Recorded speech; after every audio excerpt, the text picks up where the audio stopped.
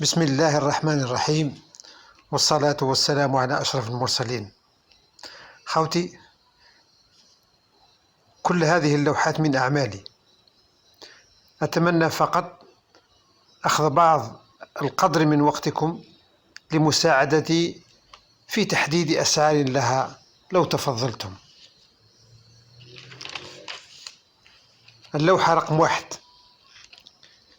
وهي لوحة بالألوان الزيتية بطريقة الحرق والتلوين مع إطار قديم، وظهر الإطار مغلف بقماش من نوع القاطفة، وهو أيضا من النوع القديم. اللوحة رقم 2، لوحة بالألوان الزيتية لجرة إغريقية، وهي على الخشب. اللوحة رقم 3، لوحة بالألوان الزيتية أيضا على الخشب، وهي تمثل أزهار متنوعة. اللوحة رقم 4، لوحة مزدوجة بالألوان الزيتية والحرق على الخشب بعنوان الشهيد المنسي، وهي على الخشب أيضا. اللوحة رقم 5،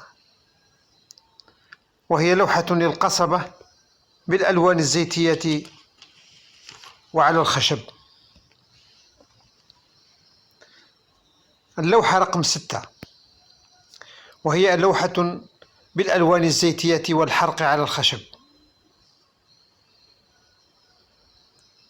اللوحة رقم 7، وهو منظر بحري، لوحة زيتية على الخشب أيضا.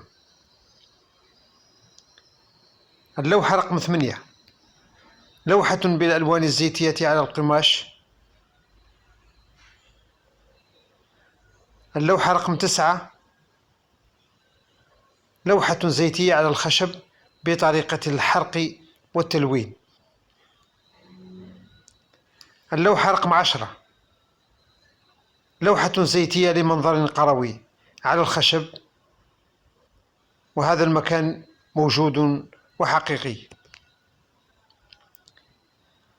اللوحة رقم 11، لوحة بطريقة الحرق على الخشب للأمير عبد القادر. اللوحة رقم 12، لوحة زيتية مرسومة على جلد الماعز مع إطار قديم.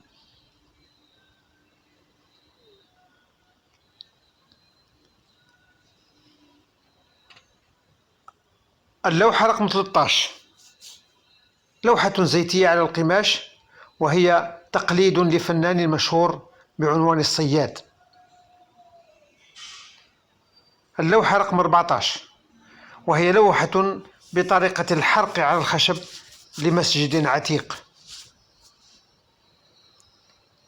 اللوحة رقم 15، وهي لوحة زيتية على القماش، تقليد للفنان حسين زياني، وهو فنان جزائري، مع بعض التعديلات التي أدخلتها على اللوحة الأصلية. اللوحة رقم 16، وهي لوحة زيتية على القماش، تقليد للوحة أصلية لفنان مشهور أيضا.